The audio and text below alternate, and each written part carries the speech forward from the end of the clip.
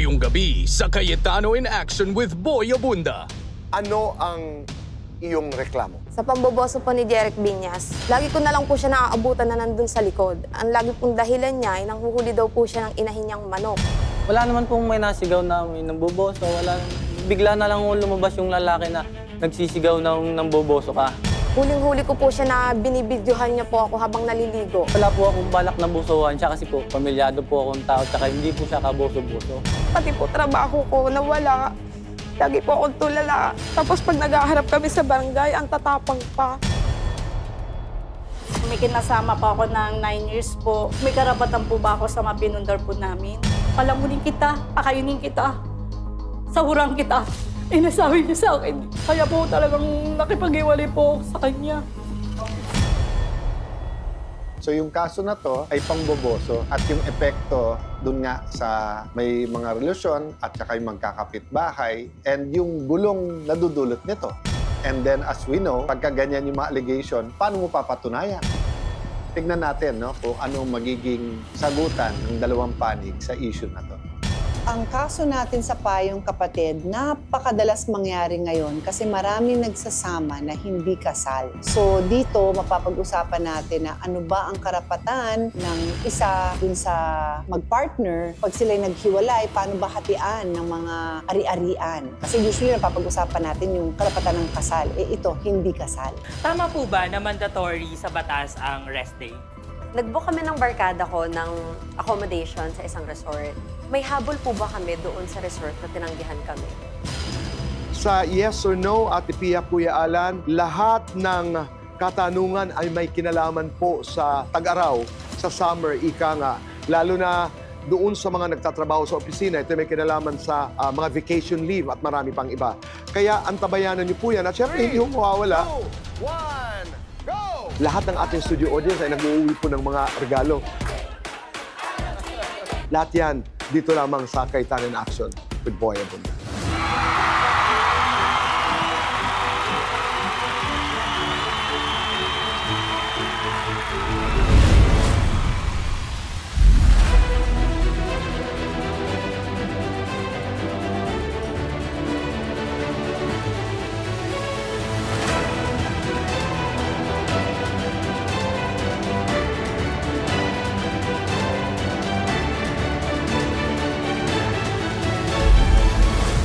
Narito sina Kuya Alan. Ako po ang inyong Kuya Alan, kakampi nyo sa batas. Ipaglalaban natin ang totoo at yung patas. Ate Pia. Ako naman po ang inyong Ate Pia, kampyon ng mga kababaihan at kabataan, handang ipagtanggol ang inyong karapatan. At Tito Boy. Maupay nga gabi yung matanan. Ako po si Boy Abunda.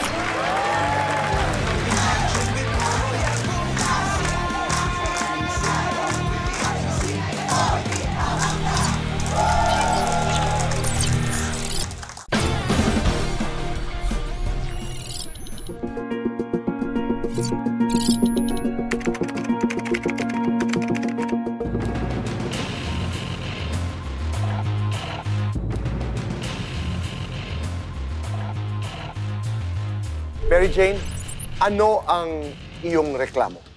Sa pamboboso po ni Jeric Viñas, pangatlo ng beses po niyang ginagawa to sa akin. Lagi ko po siya nakikita nasa likod po namin, kahit po may bakod na. Kasi po ako po nagtatrabaho po, electronic po ako. 6 to 6 po. Ngayon po, pag ako pang gabi, hinahayaan ko lang po bukas yung likod kasi po may bakod po yung kawayan. Lagi ko na lang po siya naaabutan na nandun sa likod. Ang lagi pong dahilan niya ay nanghuhuli daw po siya ng inahin niyang manok. Noong una, nahuli mo siya. Opo. January ng 2024. Opo. Pangalawa, nangyari Pebrero. Opo. Ganun pa rin po yung dahilan niya. Kasi po, ako pang gabi po, puyat, patulog-tulog ako mag-isa. Hindi ko po alam, may tao na po pala sa likod. Yung pang-umaga po ako, 3:40 ng madaling araw. Huling-huli ko po siya na binibidyohan niya po ako habang naliligo. Nasabon ko na po yung buong katawan ko. Pagtingin ko sa bubong, may cellphone po, kulay green. Sumigaw na po ako sa asawa ko na may tao. Binibidyohan ako sa CR. Magbukas po ng asawa ko ng pinto, nandun po siya. Pinababa po ng asawa ko sa lababo. At tinanong ko, anong ginagawa mo dyan? Ayun pa rin po ang dahilan niya. Hinahanap daw po niya yung inahin niyang manok. Tapos nagsuntukan nga po sila sa likod ng bahay namin. Okay. Ngayon po, tumakbo po to si Jeric Binyas sa likod ng bahay nila. Hinabol po ng asawa ko pero po hindi na po niya nahabol kasi po pumasok na po sa loob ng bahay nila. Kaya po hindi po namin nakuha yung cellphone. Matapang pa yung asawa niya, sinisigaw na hindi daw po magagawa ng asawa niya yung binibintang ko. Kaya sabi ko sa asawa ko, tumawag ka na ng barangay, baka makaalis pa. Ayun nga po, nagpa-blatter na po kami, wala na po sila mag-asawa. Nagpa-medical daw po at nasuntok daw po kasi ng asawa ko. Dumating po sa barangay, 1:00 ng hapon. Matik po, wala na po yung video at wala na rin pong picture at nabura na po. Nagreklamo din ba sila laban Opo. sa inyo sa barangay din? Yes po, na-trauma daw po yung anak. Binibintang po nila na pinasok daw po ng asawa ko sa loob ng bahay. Sabi ko, kung pinasok kayo ng asawa ko sa loob ng bahay, hindi pa tayo nakakuha ng barangay. Pagtumbok nga namin ng barangay, wala na sila sa loob ng bahay, nakaalis na po agad. Sa akin lang po, baka po kasi hindi lang po isang beses nang ginagawa niya yun sa akin. Kasi po alam ang oras ng ligo ko, pati po trabaho ko nawala. Lagi po akong tulala. Kasi po iniisip ko, nagkakasalubungan kami. May video po pala ako sa kanya. Nakita na po pala buong katawan ko. Sabi ko, yung nanay niya po, wala naman akong pinakitang pangit sa kanya kasi sa akin sila umuutang. Yung nanay niya po, kahit po bigas, pinauutang ko yan, hindi naman kami magkakilala. Lahat naman, pakisama, ginawa ko. Bakit ganito pa yung ginanti ng anak niya? Tapos pag nag-aharap kami sa barangay, ang tatapang pa. Kaya lumapit na rin po ako dito na para po maayos na rin po. Ilang beses kayo Nahihirapan nagkaharap sa barangay? Pangalawa pa lang po. Anong nangyayari tuwing kayo nagkakaharap? Ayun po, ang sabi niya, iurong ko po yung kaso ko. Iuurong din daw po nila yung kaso nila sa asawa ko. Sa ang akin lang naman po, nakita na po kasi ng pulis tsaka ng barangay yung cellphone po nila na kulay green. Matik po, ayun po agad ang sinabi ko. Pagkapkap naman po green. Tapos ngayon po, nagpalit po ng cellphone, puti na po. Tapos inaano po niya na hindi daw po niya ginawa yun, hindi daw niya po ako binasuhan. Pero yung mga barkada naman po niya, sinasabi na yung unang lipat pa lang po namin, crush daw po nan ako. So sabi ko, may pamilya ako. Kaya po pala siguro lagi siya nasa likod. Di ko po alam kung minamanmanan niya na po yung bahay namin, kung anong oras ako naliligo. Ayun na nga po yung kinatatakot ko. Nabidyohan po talaga niya ako. Dahil pagtingin ko po talaga nun sa ubong na ang tagal na po nandun yung cellphone. Nung sumigaw po ako, tsaka niya lang kinuha. Kitang-kita ko po yung mukha niya, sinisilip niya pa po ako. Kaya yung takot at nasa akin pa rin po. Tapos pag naghaharap kami, ako pa yung sinisigawan ng asawa niya bilang babae. Napakasakit po sa akin na nagkakasalubungan kami na hindi ko alam may video pala ako sa cellphone. Ba't ako pa? Pader lamang ang pagitan ninyo? Kawayan. May kawayan na bakod. Kawayan. Pero bakit hindi kayo magkaibigan? Ba't hindi kayo magkakilala? Bahay lang po ako, trabaho, bahay. Hindi po Gaano ako na kayo nagde-day katagal off. doon? 1 taon na po. Wala kayong relasyon bilang Wala po magkapitbahay? talaga. Paano mo sinasabi na yung kanyang ina ay nakakatulong ka pa? May tindahan ka ba? Nagpapautang ka ba? Hindi po. Yung asawa ko po kasi nagta-tricycle driver. Araw-araw naman po income. Tapos ako po, nagkakampany nga po ako. May 2 po ang anak namin. Nakakapagtabi pa rin naman po ako. So kayo ng nanay niya ang may relasyon, Opo. magkaibigan. Opo. Namamagitan ba ang ina para maayos kayong dalawa? Hindi po. Ayun nga pong inano ko sa nanay niya na bakit ganon. Pwede naman sila magreklamo about sa amin. Pero bakit ganon? Puro kasinungalingan. Nandun daw po siya nung nangyari yun. Binati pa nga po siya ng asawa ko nung bumili ng shampoo na magandang umaga na. Tapos ako nagsusumigaw na pagpasok ng asawa ko. Nagsusumigaw na ako, may cellphone sa CR. Pagbukas, nandun pa yung anak niya. Pinababa pa ng asawa ko at nasuntok nga. So ang ibig sabihin ay ang nanay ay kumampi sa kanyang anak? Opo. Hindi daw po yun magagawa ng anak niya at kasama daw po siya dun sa likod nung nangyari yun. Pinasok nga daw po ng asawa ko sila sa bahay. Pwede naman po magreklamo. Yung sa akin po, sana totoo. Kasi po yung sa akin, totoo. Sabi ko, kitang-kita ko naman po at kitang-kita rin ng asawa ko. At sino ba sila para gawan ko ng kwento? Nung araw lang po nun, Wala po akong absent nung araw na yun. Tsaka lang po ako nagka-record ng absent. Hanggang ngayon, tinanggal na lang ako sa trabaho. Dahil lagi po akong tulala. Hindi po ako makapokus sa trabaho. So kasalukuyan, wala kang trabaho? Wala po. Kailan nangyari yung may habula na may kutsilyo? Ayun po ang sinasabi po nila na, yun nga po yung araw din po. No? Parehong araw na yun? Opo. Noong nahuli doon sa bubong? Opo, pero hindi po talaga nang ganun yung asawa ko dahil naghanap na po agad to ng barangay. Si Jerry May ay tinamaan daw sa likod Ay, hindi at po. binato. Hindi po totoo. Paano yung nagkaroon ng sugat? Dahil po sa pagtakbo niya, nasuntok po yun ng asawa ko sa mukha, sa tagiliran. Tapos nanakbo na po siya noon. May kawayan po kasi sagingan. Ngayon, kayo'y lumipat na doon Opo, sa lugar. umalis na rin po kami. Kailan pa kayo lumipat? Nung araw din po yun. Umalis na rin po kami noon. Iwas na lang din po. Pero itinuloy ninyo ang reklamo. Opo. Hanggang ngayon, buhay yung reklamo Opo. na yun. Ika'y pumunta dito sa Cayetanan Action. Ano ang dahilan? Gusto ko pagbayaran niya yung ginawa niya sa akin. At ayoko na rin po maulit pa sa iba.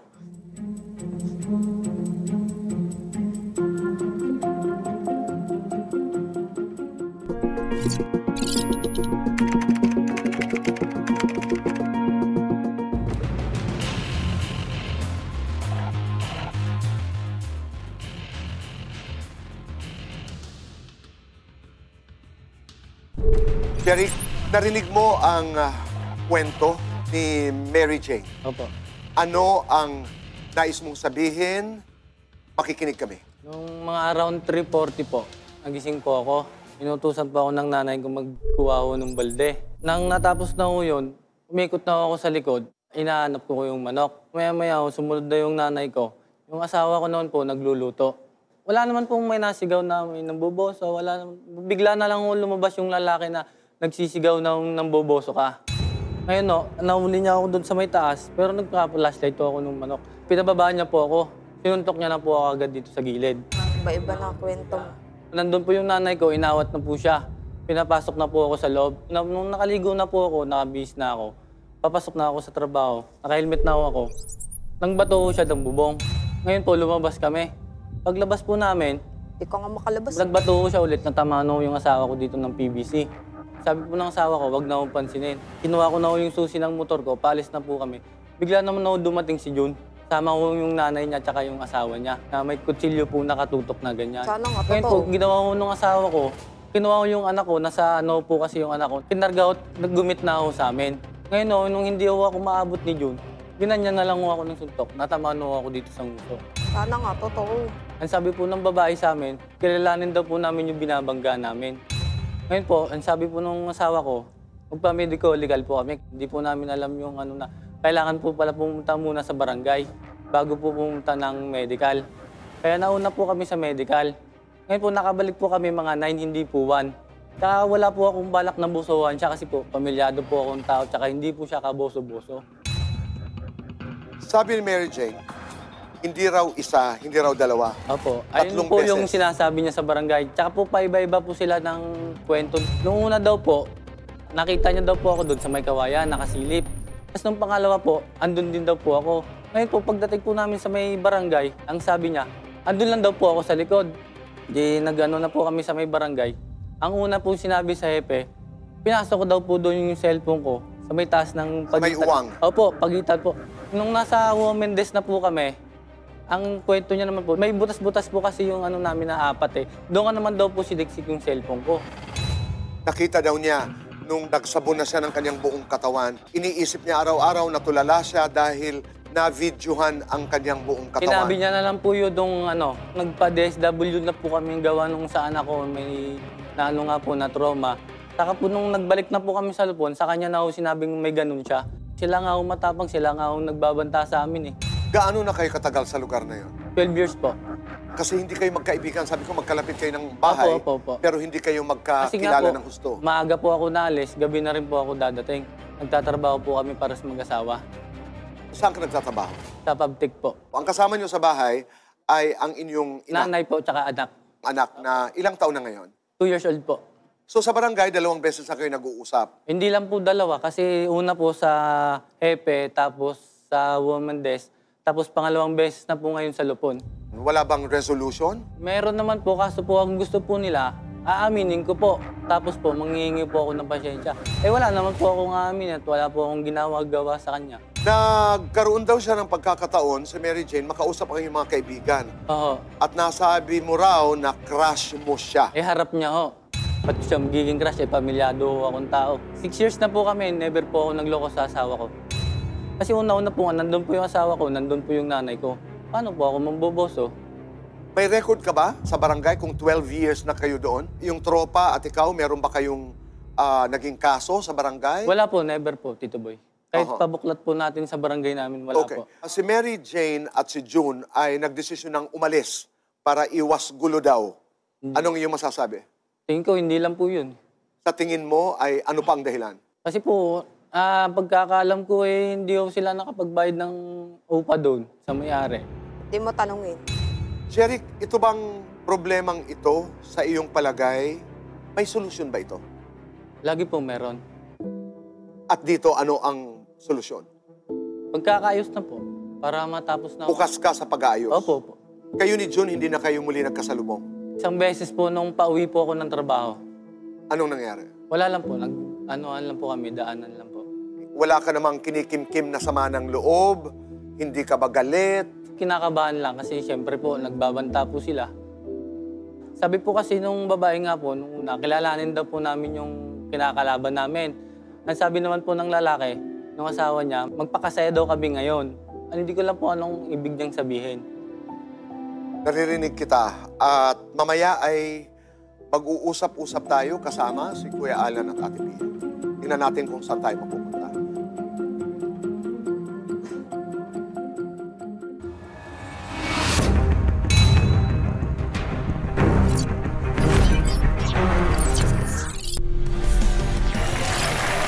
Dito na po tayo sa face-to-face. Ang nagrereklamo si Mary Jane at ang kanyang asawa na si June. Samantala, narito po ang kanilang inirereklamo, si Jerry kasama ang kanyang asawa na si Jaya May. Ate Pia, Kuya Alan, Jerry, Jaya May, Mary Jane, June. Napakamaselan nitong kaso na to. Allow us to add lang a couple of questions just for understanding. Jeric, nasa bubong ka. Wala po, sir. Nasa lababo po. Pero nasa kabila po, hindi po sa kanila. May lababo na nakakabit sa pader. Apo. Pero sa pader, meron, parang may butas-butas. Banyo na ba yung kabila nun? Opo. So, nakatayo ka doon. Sa lababo po, pero hindi po sa kanila. Dito po sa kabila. Kaya ako tinatanong yon, di ba? Kasi maraming tinitignan ang piskal or prosecutor at ang judge. Tinetest yung credibility at yung circumstance tinatanong. Di ba madaling sabihin na hindi ko ginawa yon. Pero you're in a location na dapat wala ka doon. So, syempre, it will add more questions. So, ang sinasabi mo, nandun ka sa lababo because hinahanap mo yung Manok po. manok. Apo. Kasi, Kukulong na. nung dumating ka, anong nakita mo sa kanya? Nandun po, nakatayo po siya. Pero yung lababo na yon, malayo sa banyo yon or pagtingin mo, yun yung... Ito po, picture. Itong detalye kasi ang magsasabit. Halika dito, Jerry. Saan yung kanila? Ito po. Ito. Apo. Ah, Dito niya po ako nakakita. nandito ka sa lababong ito. Yan yung banyo nila. Kung ito yung butas, may parang harang dito. Ginasabi ni Jeric, nandito siya sa kabila, so hindi kita. Gaano kalayo yung bahay nyo sa kanila? Katalikuran lang po. Yung likod po namin at likod nila, may kawayan na po, nakabakod po.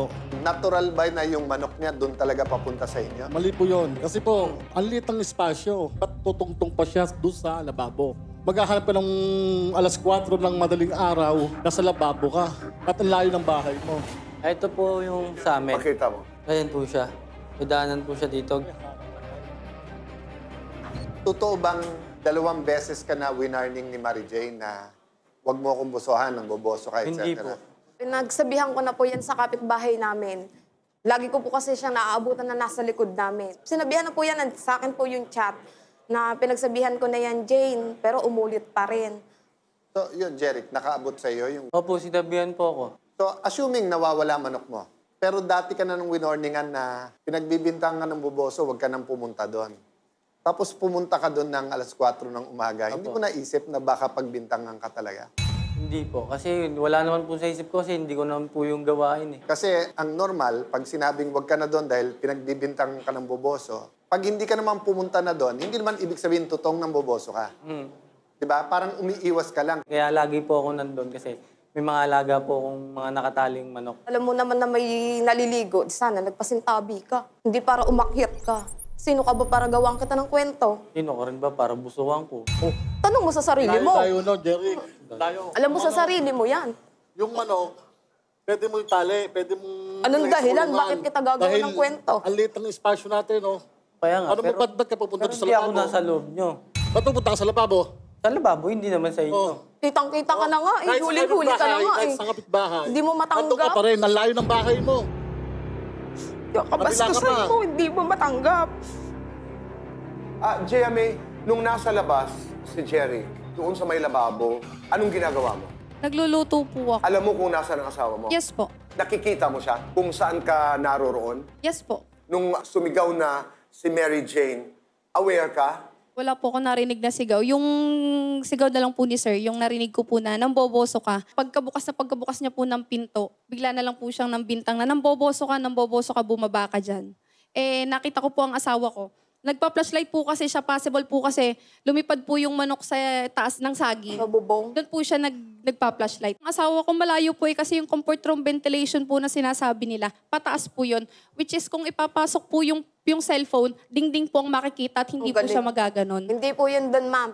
Sa bubong. Kung hindi ka gumagawa ng kwento, from the beginning, iisa pa lang ang O kwento. talaga, tingnan natin sa blatter. O talaga, hindi mo lang matanggap na manyak ang asawa mo. Pag pumunta kami doon sa bakuran nyo, may papasukan ba ng Yes cellphone? po, Wala. meron po. Meron po. Meron po. Kaso po, kung yung ventilation po kasi kung titingnan, pataas Yeah, po. kasi kung imposibleng, kahit anong ano ng cellphone mo, imposible, of course, hindi totoo yung sinasabi Yes mo. Pero kung sasabihin mong, hindi pwede dito, pero pwede naman dito sa ibabaw, Yes po. yung possibility na totoo yung sinasabi niya, nandun. Pag naghahanap ka kasi ng manok ng 4 a.m.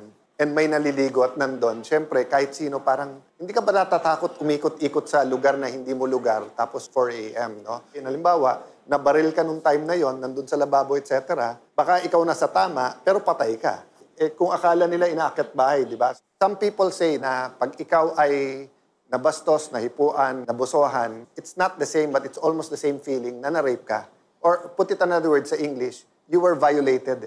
So nato-trauma ka doon. Assuming it's true, Mary Jane, really, we're sorry it happened and we hope that you can recover from that. You know in your heart na it happened. I don't know kung na-inform kayo ng barangay, you don't even need to pass the barangay. And hindi mo kailangan ng certificate to file. Ang sa barangay, pag below 1 year. Pag below 1 year, kailangan mag-arbitrate kayo. And then pag hindi nagkasundo, magbibigay ng certificate yan, saka lang tatanggapin ng piskalya. Pero pwede kang dumiretso nung gabi na yon sa women's desk, sa police. Pwede kang dumiretso sa police, sa piskalya, para mag-file ng case ng anti-voyeurism. Bakit?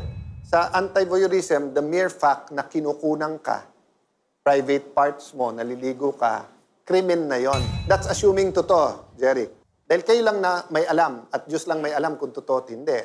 Kung yung storya nyo is true, kasi yung sabihin mo, pre, na inabutan mo doon, nagkaabutan kayo, maintindihan nung fiscal at judge yun. Pwede pa sabihin na parang dinidepensahan mo asawa. Pero yung sinundan mo na sa bahay, tapos kahit sabihin mo mainit ulo, umikot ka pa, tapos pinasok mo at sinaktan mo, malamang kasuhan ka rin ng fiscal ng physical injuries. Kaya ang isang lesson doon, kahit gaano kasakit, alam ko pinagtatanggol mo lang asawa mo, kayo ang biktima kung totoo ha. Pero when you take the law into your own hands, meron na rin silang ikakaso sa'yo. Sa akin, no, it's more para maintindihan ng lahat ang mga issue na ito. Para kung may kilala kayong may ganito nangyari, klaro sa inyo. Sa sakop ng batas na Anti-Photo and Video Voyeurism Act, yung pagkuha ng picture or video. Yung pagkuha pa lang na yon, dun sa private parts, kahit hindi siya nakahubad, pero let's say naka-underwear, ganon, na walang consent ng isang tao, it's already a crime. Na yung kulong niya is 3 to 7 years and 100,000 to 500,000 ang fine. Nung pinasa namin to, because this is my law, I think it was 2009. Maraming may phone, pero marami pang naka-analog, wala pa masyado yung mga videos. Dito sa batas na to, yung anti-photo and video voyeurism, the fact na kinunan mo, kahit personal mo lang yung tiningnan, o tiningnan mo, binura mo, whatever, yun na yun pa lang. That's already a crime. So sinasabi ko lang yun para sa lahat na nakikinig na di ko naman shinare. No, I'm telling you now, by taking that photo, you are committing a crime. The fact na tinake mo yung photo and video dun sa parang private parts or yung maselan na parte dun sa lugar na inaakala nung tao meron siyang privacy, bawal yun.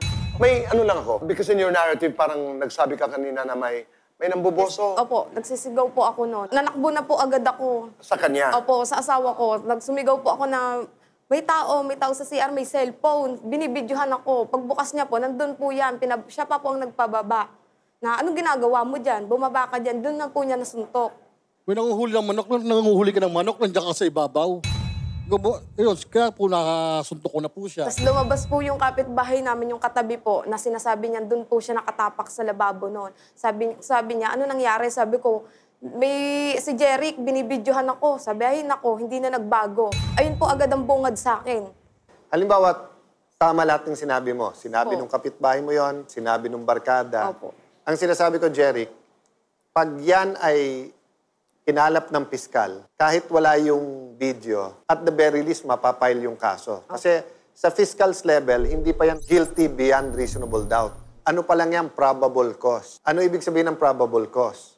Ang probable cause, ibig sabihin a reasonable belief na may krimen na nangyari, in this case, violation of the anti-voyeurism law, and then there's a reasonable ground to believe na yung kinakasuhan mo committed a crime. Ngayon, iba pa yung you have to prove beyond reasonable doubt. Diyan papasok yung mga detalye. Jeric, kung hindi totoo, naawa ko sa'yo, pinagbibintangan ka. Pero naiintindihan mo, Jeric, di ba, na parang sa lahat ng lugar na pwede ka nandun, kung 2 beses na siya umangal na binubusuhan, tapos doon ka pa rin nahuli, naiintindihan mong talagang pagbibintangan ka. Apo. Pero Kuya Alan, pumunta kayo dito na merong nais mangyari. Anong gusto niyong mangyari? Pagbayaran niya po yung kabastusan na ginawa niya at ayoko pong maulit din sa iba. Paanong kabayaran? Sa akin po, ayun din naman po yung sinabi ko sa barangay. Maghapon lang po siyang makulong, masayang-masaya na po ako. Ayoko po magpabayad o magpa-areglo. Kaya aminin niya na po yung ginawa niya. Kasi hindi naman po para magawa ng kwenta sa kanya. Ikaw naman, Jeric, ano yung nasa isip mo nung kayo'y pumunta dito sa ating programa? Magkaayos. Para matapos na ako. Sa akin, no, I'll end this way. Just like yung tiwala ng aming ama, kumpanyero Rene Cayetano sa batas, you know, very personal kay Mary Jane. One, you know, whether it's true or not, biktima ka eh. Diba? Wala kang ginawang mali. Burahin mo sa ano mo that may video, may nakakita, you know, and be there for your children, for your husband, they'll be there for you. And then, di ba yung sa life mo eh. Kasi kung hindi, every single day, biktima ka na naman. But it's not your fault if nga bumabalik. Kasi nga, human tayo eh, di ba? Okay, secondly, you have to decide. So kung tingin mo talaga totoo, as I said, like my dad, may tiwala sa batas, punta ka na sa fiscal's office at magtiwala sa sistema na may mangyayari. And then, third, ano nga yung matutulong namin, whether sa trabaho, training, just to recover and then move on. So, yun din lang, Jeric, ang masasabi ko sa iyo, di ba? Na ikaw lang may alam eh. So, kung hindi totoo, anong magagawa mo?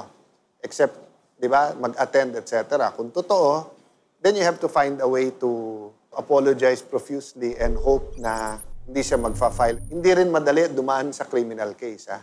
Ikaw naman maging biktima kung hindi totoo at kinasuhan ka. And bago tayo magwakas, ililiwanag ko na kaya hindi kami maghuhusga because that's part of also due process, no? It is a crime, so there is a presumption of innocence. Lahat ng opportunity na pensa niya ng sarili niya, kasama sa batas natin yon. Ang Cayetano in Action ay magmamanman, sasama kung anong inyong kailangan. Sana'y bigyan tayo lahat ng liwanag, lalo na kayo, kung what is best for you and that justice may be served doon sa tunay na nagsasabi ng totoo at parusahan ang nagsisinungaling. Maraming salamat.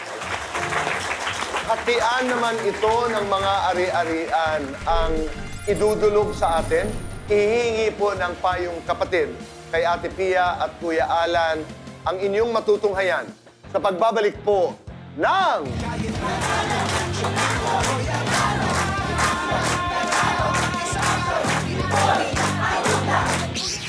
Matapos ang harapan, personal pang nilapitan ni Kuya Alan sina MJ at June para mapayuhan sa kanilang mga susunod na hakbang.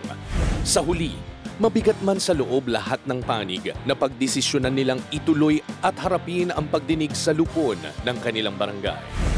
Sa ngayon, kinakailangan ng kanilang barangay na itakda ang kanilang pagdinig sa ibang petsa pero patuloy ang Cayetano in Action with Boy Abunda sa pagtutok sa kanilang kaso. Hangad ng programa na matulungan sila sa anumang paraang magdudulot ng kapayapaan at hustisya sa bawat panig.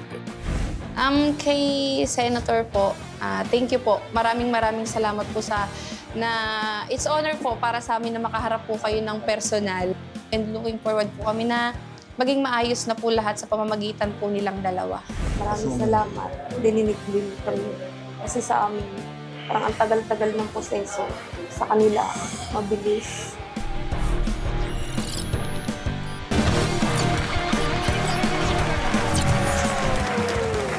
Alam mo, ito out of nowhere question lang. Kung papapiliin kayo between kasintahan o kayamanan, ano pipiliin nyo? Ang taray. Ginagamit pa ba yung word na kasintahan? Ay, ang petsa natin. Okay, outdated na ba yun? Medyo inutralize na lang natin. Ano ba dapat? Okay, ganito na lang. Kung pipili ka, money or love? Kasi ako for sure, money. As a solo parent, money. Right now, money din. Di ba pwedeng both? Gusto ko kasi love and money. Ay, bargain. Paano kung kinamkam ni love yung money mo? Hinamkam yung money ko, kapal na mukha. Pero ito pero yung pera at ari-arian na pinagtrabahuhan yung dalawa.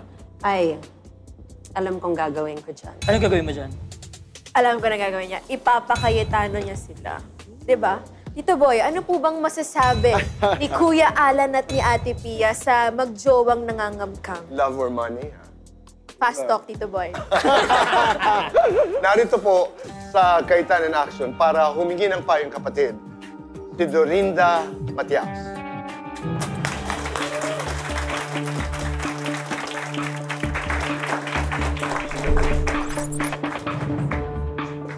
Hello po. Magandang gabi po. Ate Pia, Ate Kuya Pia, Alan. Kuya Alan. Tito Boy. Hello.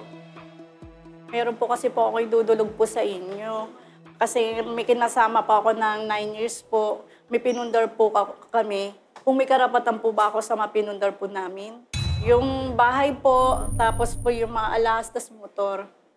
Magkwento ka ng konti. So, nung una kayong magkakilala nung naging partner mo, siya ba single? Ikaw single? Or dati nang may... Ako po, hiwalay sa asawa. Hiwalay Siya ka po sa ay asawa. single po siya. Pag sinabi mong hiwalay, yung hindi legal na hiwalay, hindi yung annulled marriage, hindi ganon. Yung basta lang kayo, hindi na nagsama. Opo. Okay. Pero kinasal kayo ng legal? Kinasal po kami. And then, mga ilan years ago to? Mga 2 years, naghiwalay kami kasi nga may kinasama rin yung aking asawa. Hindi ko na siya inano. So, tapos nung nagsama kayo, nung Ni Raymond. Raymond, Ayun po. pareho kayong nagtatrabaho? Ikaw nagtatrabaho? Ako po, may trabaho po ako. Pinasok ko po nga po siya sa trabaho ko eh. Okay. Pero ano siya, nag-rider. Okay. Kaso po nga ngayon, yung February 10, pinabarangay ko siya. Kasi nga po, nang umuwi ako sa bahay, sinabihan kasi niya ako ng palamunin kita, pakayunin kita, sahurang kita. Nasabi niya sa akin, ay hindi ko na kayang tanggapin yung kasi sa 9 years po niyang ginagawa sa akin na salita na pagmumura. Hindi ko na talaga kasi ginaya eh. Kaya po talagang nakipag-iwalay po ako sa kanya. Bakit ka nasabihan ng ganoon? May away kayo? Kasi nung na po yun, ginawa niya na po akong arawan doon, 200 po, kasi dahil yung anak ko nag-aaral. Arawan saan? Doon sa John Shop na yun, nagugulat nga po ako, tung August din po yun, na binibigyan ako ng 200. Sabi ng nanay niya, bigyan mo yan kasi may nag-aaral yan. Yun po, tapos nung na yun, umalis po kasi ako noon. Mayroon kami pwesto ako doon na prutasan, doon ko dinala yung anak ko kasi babae yung anak ko. Sa 9 years niyo magsama? Opo.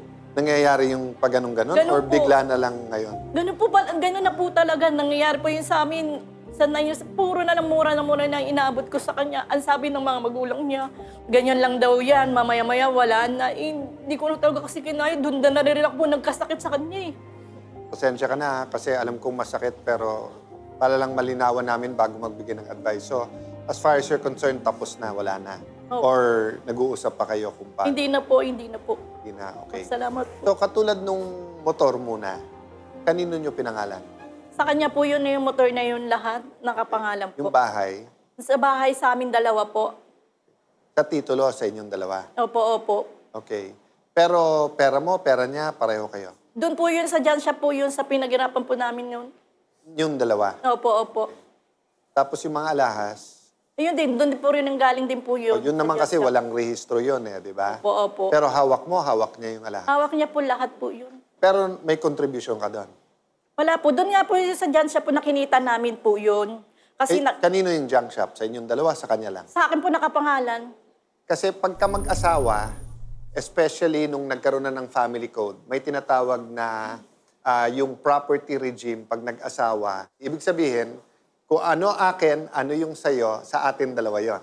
Kapag naman kami parehong single, pareho kaming walang legal na asawa, nag-usap kami na magsasama kami, ang mangyayari nun, co-owners kami. Pareho kaming may-ari noon.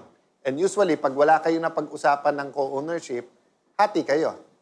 Diba? So, Pag hindi kasal, Kuya Alan. pag hindi kasal, pero maaring single. Both are single. Ngayon, eto ang problema. Kung isa sa inyo ay kasal, umiiba to. Ang nasa batas, ang pinakasimple, kailangan mapatunayan mo yung actual mong contribution. So, kaya ko to sinasabi, so ang lumalabas dito, ang sayo-sayo, ang sa dati mong kasama, Raymond? Opo. Raymond ay kay Raymond. Opo. No? So meaning, kung mapapatunayan mo na may contribution ka doon, sa'yo yun. Opo. So kung pareho kayo ng contribution doon sa bahay, hati kayo. Bakit ko tinanong kung ano yung titulo, etc.? Opo. Kasi iba yung batas, iba yung anong mapapatunayan mo.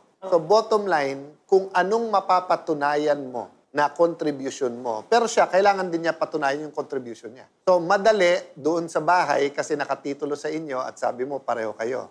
Ang motor, medyo may problema, nakapangalan sa kanya, pero kung mapapatunayan mo na may ambag ka doon. Diba? Yung alahas, depende sa yon. Kung hinahabol mo kasi gumastos ka rin, pwede mo patunayan. So, ang question, what if ang pinangbili ay katas ng isang pareho yung pinagmamay-ari? Kung ano yung puno, yun din yung bunga. So kung 50-50 kayo sa puno, 50-50 din kayo sa bunga. Kung 80-20 kayo, so bilhin natin junk shop. Naglabas yan 400,000, naglabas kang 100,000, 20% sa'yo. So yung junk shop nakabili ng motor, 80% sa kanya, 20% sa kanya. So yung practical advice na mabibigay namin sa iyo to help you kung ano ang ebidensya at hindi. Diba? Yung ba inaamin niya or sinasabi niya sa kanya lahat? Hindi po. Kasi po, kung tutusin po talaga, wala naman talaga po siyang doon eh. Pera talaga. Doon talaga sa pinaghirapan po namin, yung lahat-lahat na binili yun ng... Pero pag sila yung pinaghirapan namin, sinong namin? Ikaw at Kaming si Raymond? dalawa. Ako po ang baling tauhan na po doon eh. O nga. Sa Johnson Pero yung sinasabi ko nga sa inyo, pag isa sa inyo ay may asawa, hindi kasi counted sa contribution yung pag-aalaga mo sa kanya sa bahay, pag-aalaga sa bahay. Pero if you worked in that business at makwekwenta yung work mo doon, pwede yon. Pero kung sasabihin niya, sandali, hindi mo contribution yung trabaho mo doon. Empleyado ka, bayad ka. Ibang usapan din yon. So kung sinasabi mong pinagtrabaho namin dalawa, so nung sinimulan mo yung business na yon, anong pinangbayad doon? Ang naiwan po nang sa kapatid niya, kulang-kulang 6,000 po. Okay. Opo, tapos yung kulang na po isa po, nawala sa pamilya, ako po nagbigay sa kanya ng 20. Tapos yung binayad ng kapatid niya ng 10, nasa kanya din po yun. So ang puhunan nyo sa negosyo, 36,000? Opo. Kasi sa pinakamadaling sabi, kung makukuha mo yung value ngayon ng negosyo, let's say the negosyo now is worth 360,000. Mababawi mo dapat yung 200,000. Malinaw yon. Yung 10 at 6, pwede mo pang i-claim, depende sa advice nung abogado at katotohanan. Kasi ang point nga, magkano ang contribution mo. So kung mapapatunayan mo na yung negosyo na yon ay nagsimula sa 36,000 at yung 20 doon ay pera mo, then 20 out of 36 sa'yo. So if it is now worth 360,000, sa'yo ang 200. If it's now worth 3.6 million, sa'yo ang 2 million. Ang tanong ko lang po, paano po nga nag-ano po kami sa barangay, kinakailain niya yun. Ayun ang sabi sa akin ng barangay, ay mahirap, wala kayong pirmahan na nakakuha niyang ganong pera. Papasok doon ang ebidensya. Ang pirmahan ay isa lang parte ng ebidensya. So yun ang sinasabi ko, doon ngayon yung practical. So for example, whether textan yung dalawa, na may text siya sa yung dati, na walang-wala akong pera, magbigay kang 20, isang ebidensya yon. Or may kasama kayong barkada during that time na magpapatunay na, hindi, 9 years ago, walang pera yan si Raymond. Talagang siya nagbigay ng 20. So maraming ebidensya yon. So, iba yung batas, iba yung ebidensya, iba yung kaya mong patunayan, iba yung proseso. Yun lang dun sa karapatan mo sa parte dun sa negosyo nyo.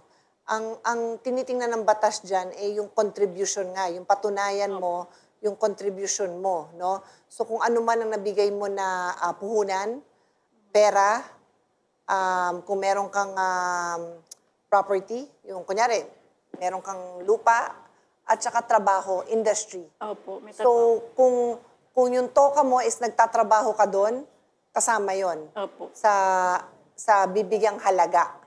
Medyo mahirap patunayan yung halaga nun, pero kasama yon. May laban ka, pero patutunayan mo. Yun lang naman yun. Patutunayan mo na nagbigay ka ng ano doon, puhunan, ikaw ay nagtatrabaho doon bilang yung parang industrial partner, at may laban ka doon.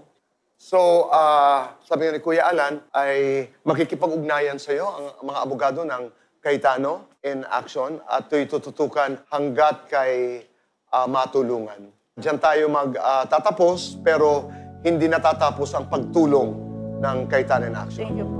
Dorinda, maraming salamat. Salamat po, ate. Ate Pia, Kuya Alan, yes o no? Yan po ang susunod dito po sa...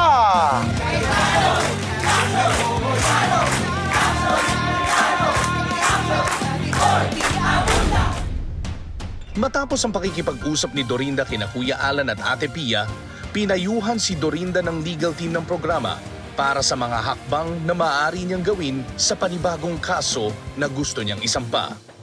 Nang madatnan ng Cayetano team si Dorinda, maaliwalas na kanyang mukha at nakangiti na rin habang nagtitinda sa bukuhan ng kanyang kaibigan.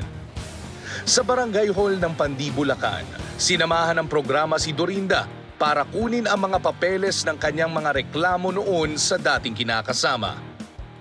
Sinamahan naman ng mga VAUSI officer si Dorinda sa Pandi Police Station Women and Children's Protection Desk para gumawa si Dorinda ng formal na reklamo laban sa dati niyang kinakasama. Isang psychological test na lang ang kinakailangan para tuluyan ng maisampa ang kaso. Desidido na po ako na makulong siya kasi dahil meron siya talaga sa akin na ginawang hindi maganda. Dati takot ako. Takot po talaga po ako, ma'am. Kasi nga yung inisip ko kung sino tutulong sa akin. Eh ngayon, meron pala akong kakampi. Masasabi ko lang sa CIA, lalo kay Ate Pia, kay Tito Boy, kay Kuya Alan, maraming salamat sa programa niyo po. Isa na po ako doon na natulungan niyo po. Maraming salamat po. Cayetano in Action with Boy Abunda would like to thank Ensaymada from La Luna Cafe. Come home to a delicious tradition. We're located at 103 ML Quezon Avenue, Hagonoy, Taguig. 7. Visit at B6, Bonifacio High Street, BGC, Taguig.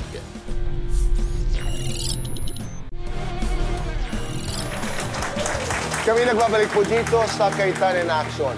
Mga legal na katanungan na may kinalaman sa summer ang ating sasagutin dito sa Yes or No, Kuya Alan, Ate Pia. Narito po ang unang katanungan. Kuya Alan, Ate Pia, isa po akong regular employee at medyo pagod din sa work life lately. So, tama po ba na mandatory sa batas ang rest day? Yes or no? Yes, mandatory sa batas ang rest day.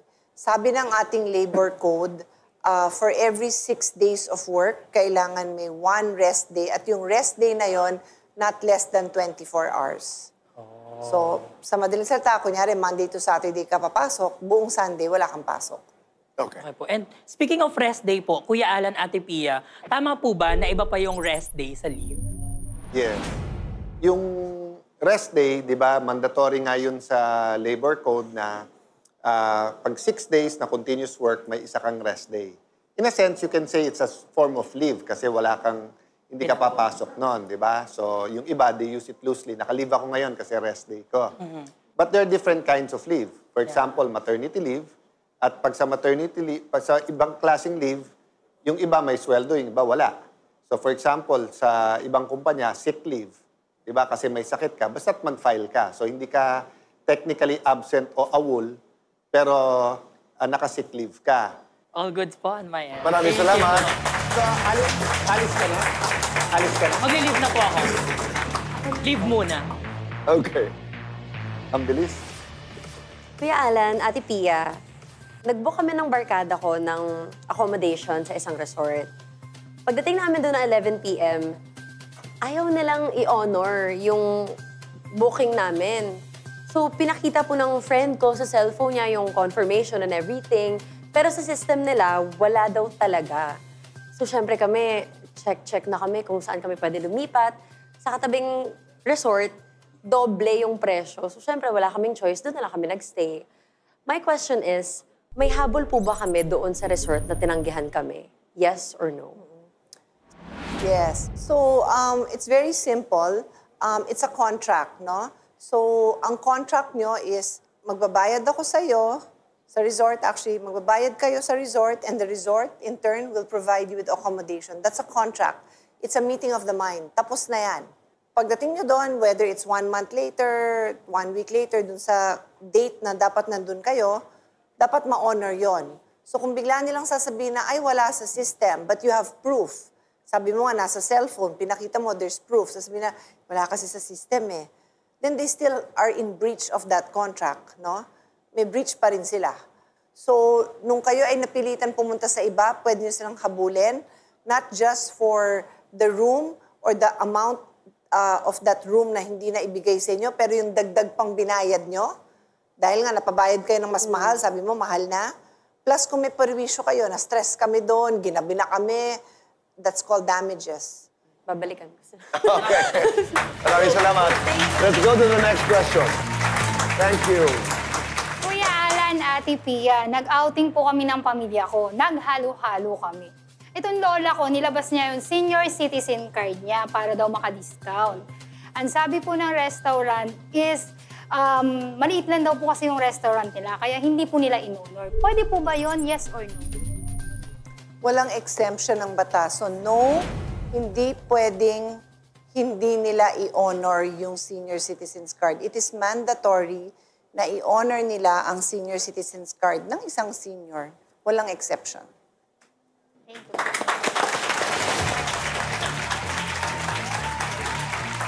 Kuya Alan, Ate Pia, so bilang summer na nga po, nag-asikaso po kami ng beach trip ng friends ko. So ngayon, nung nandito na po kami sa beach, nag-enjoy kami and all that, meron pong isang grupo doon na parang first time po siguro nila makakita ng mga naka-swimwear at pinipituhan po nila kami.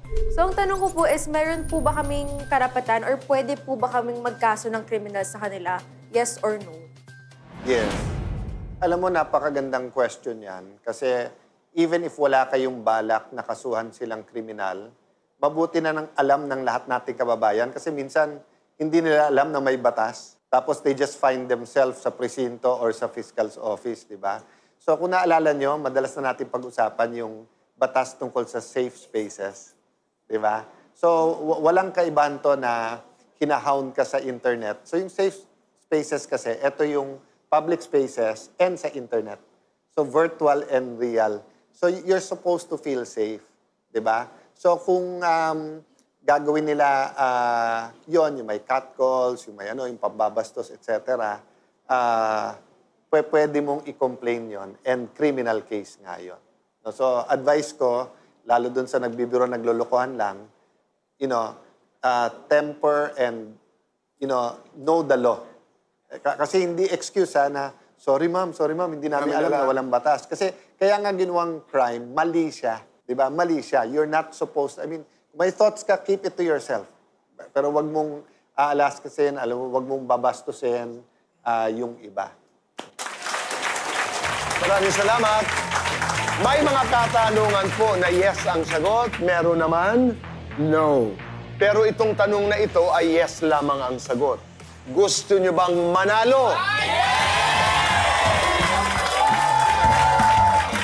Alan Pia Pic po, kung saan may mga mananalo ng 10,000, 5,000, 3,000, 2,000 pesos.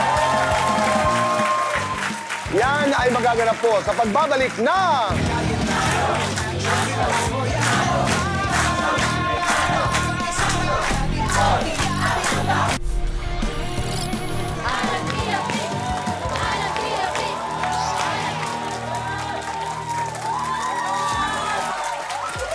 Alan Pia Pic po.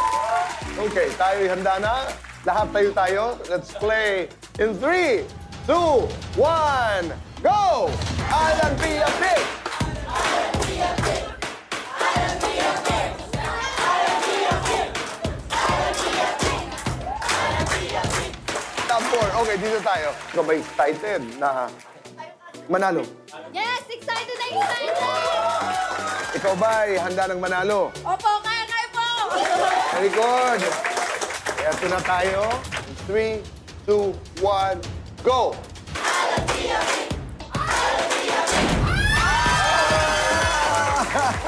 Congratulations. Hindi tayo talo dahil meron kang premyo mula kay Ate Pia at JC Pinier. Maraming salamat. Thank you. Thank you very much po! Maraming salamat. Pareho pa rin, okay? So, pag ikay pinalad, mananalo ka ng 10,000 pesos. Pag hindi naman, magkakaroon ka ng pagkakataong magpaikot ng ruleta. Kung saan pwede ka pa rin manalo ng 10,000, 5,000, 3,000, and 2,000 pesos. Okay, ready? In 3, 2, 1, go! Manalo ka ng 10,000 pesos. Thank you po sa kay Talent Action Made Boy Abunta. Alam mo, si Ate Pia lamang ang natatalo na siya pang mas excited. Kasi dun sa laban pa lang niya, sabi ko, kailangan manalo. Ganun yung mga bato niya sa akin eh. Gusto ko talaga manalo ka. Congratulations. Happy won. Maraming salamat. Ayan. Dito naman tayo. 3, 2, 1, go! Congratulations sa inyo. Salamat po. Congratulations, Marilyn. God bless you. At inumin mo ang barley na yan. Napakasarap. Galing yan sa ating kaibigang Jonathan ko. Salamat. April, dito ka. Kakayanin talaga. 1, 2, 3, go! Oh, pero hindi nagtatapos yan. Pag dito tumama, 10,000 yan. May 5, 3, and 2. Go!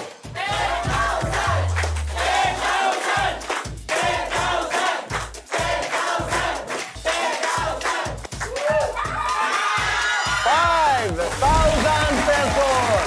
Maraming salamat, April. Maraming salamat, Joy. Naipangako ho pala namin na lahat uuwi na may dalang regalo.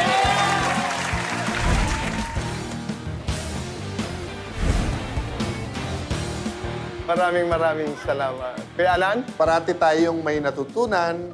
Minsan na-expect natin yung ending, minsan hindi. May biglang twist dyan, di ba? Pero minsan talagang mabigat yung sitwasyon. We can't really judge Kuya Boy. We can just give guidelines. That's why siguro ito na lang ang advice na lang imbis na insight or takeaway. Lahat ng ating actions ay may consequences. Kontrolado natin kung anong ating gagawin, pero hindi natin kontrolado yung consequence. Mag-isip talaga tayo twice before we say or do something na pwedeng makasakit sa iba. Wala na akong idadagdag doon dahil ang haba ng talakayan natin tungkol dyan. Basta bawal mamboso, labag sa batas yun. As a community, huwag pagtawanan yung mga ganyan, ituring natin na napakaseryosong bagay. Ako naman, ang takeaway ko ngayong gabi ay I want to be cautious dahil natutunan ko sa buhay na ito that sometimes what seems is not always what is. Kaya nga meron tayong batas na nangangailangan ng ebidensya, nangangailangan ng vetting, nangangailangan ng mga witnesses. Yes. Yeah. Para makasiguro lahat ng ito dahil we want to be fair. And this also applies to the payong kapatid. Pag medyo malabo, masalimuot ang ugat, ang bunga nun, masalimuot din. Maraming salamat. Say goodbye for now. Patapos ng ating gabi and kami nagpapasalamat to be able to share our knowledge with you na napipilitan din kami mag-review. It's our job to keep abreast sa batas and it's also your job now that dami na rin kayo natututunan. Ang sabi ng aming ama, huwag magpapi, alamin ang batas. At kung may legal na kaalaman, mas mailalaban ang ating karapatan. Doon tayo lagi sa tama dahil sa batas, wala tayong kawala. Maraming salamat, magandang gabi at kita tayo muli next week. Dito lamang sa...